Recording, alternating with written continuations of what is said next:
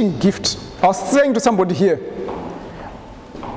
I started teaching in Sabbath school before I taught in the world. I'm a teacher by profession. So God, when I came to church, He gave me a teaching talent. And the time I enjoy teaching mainly is Sabbath afternoon. When I came into this country and I found the Sabbath after, and that's true baptism. Baptism is not done in a cup. Baptism is not done under a flag. True Bible baptism is done in the water.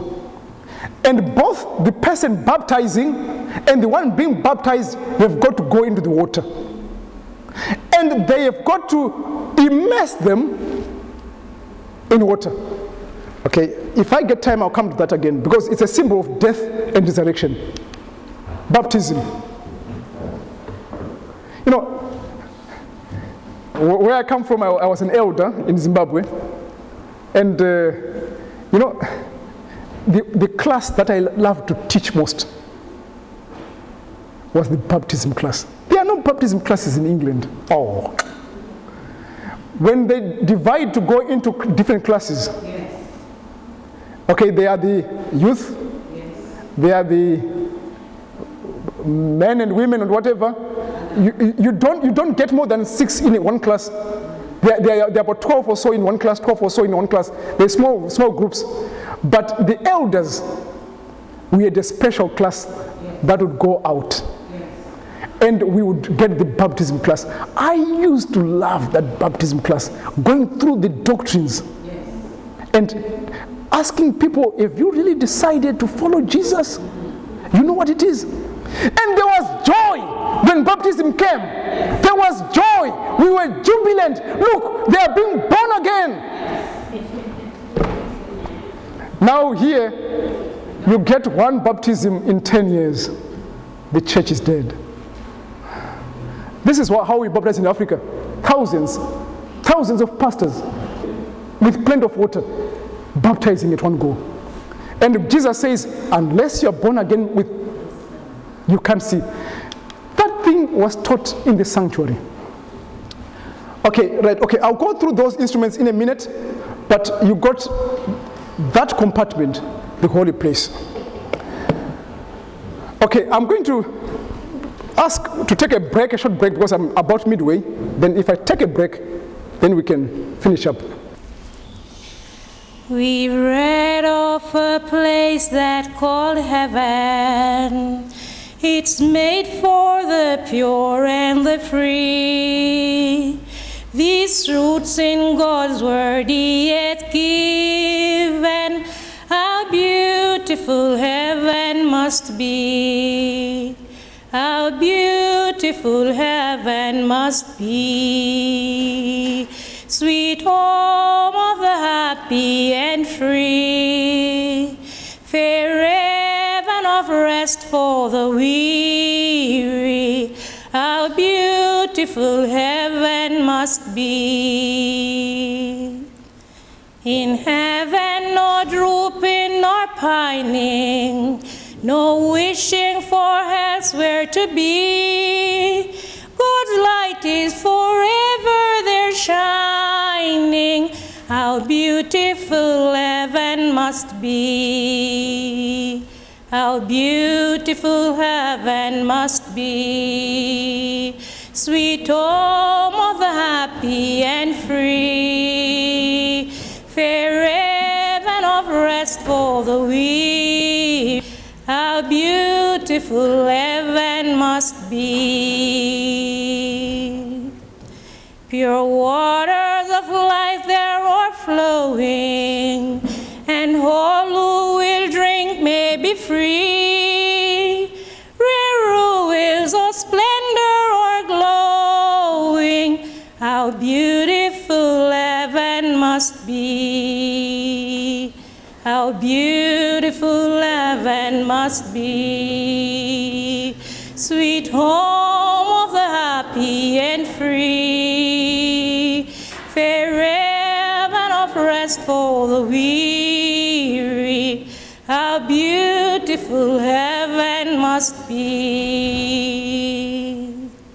The angels so sweetly you're singing out there by the beautiful sea. Sweeter than gold of they are ringing. How beautiful heaven must be. How beautiful heaven must be. Sweet home of the happy and free. Fair heaven of rest for the weary. How beautiful heaven must be. How beautiful heaven must be. Sweet home of the happy and free. Fair heaven of rest for the weary. How beautiful heaven must be. We are going to move into the sanctuary, right, okay? We are going to look at the instruments that were in the sanctuary in the various compartments and briefly go through them, okay? Right. What I've tried to do here, I've tried to put a plan of what it was like. Right, okay? Question. Where was the entrance? Oh, you've learned something very good, okay? Program dead. I said, oh my word. You can't be Adventists that come in at 10 o'clock and dismiss at 12 o'clock and think you are Adventists. You are not. In the part of the world that I come from, allow me to say this word, this is typical Catholic practice. Adventists don't do that. Adventists stay until the sun goes down at church. That's where I come from. It might be different from other places. I'm not forcing things. Okay. So when I came here and at 1 o'clock somebody said, go home. Go home. You know, I really had that emptiness in my soul. So it's a time that I enjoy. So if you have got questions, please, I'll try. Because I know most people who ask questions, some of them are genuine. The Lord has shown me that. They genuinely don't know. Some of them try to pull your leg, but in the process they are converted.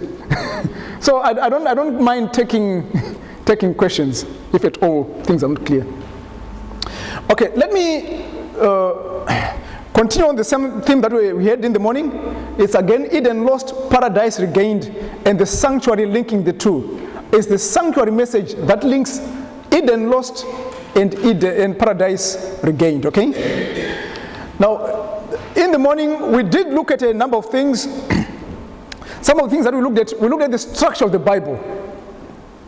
Now, when we were that age in Pathfinders, we were taught the structure of the Bible. Now, there's nothing like that. In fact, we are given, look for Daniel chapter 8, verse 14, the first one to find it, find it, okay. We had those little games, okay. They were Bible-centered games on Sabbath afternoon. And I enjoyed coming and doing that. We need to get those things back into the church. And let's get this spirit that they are children, they don't know anything. Let's entertain them. There is no entertainment in heaven. There is no entertainment in the church. The church is serious business. We are dealing with the salvation of souls. Yes. So in the morning, we did look at a number of things, and I've tried to put them on the picture there. You'll find on one extreme, you've got, okay. I was reminded to use a pointer, so I'll make sure that I use a pointer. On one end, you'll notice that there is probably what Adam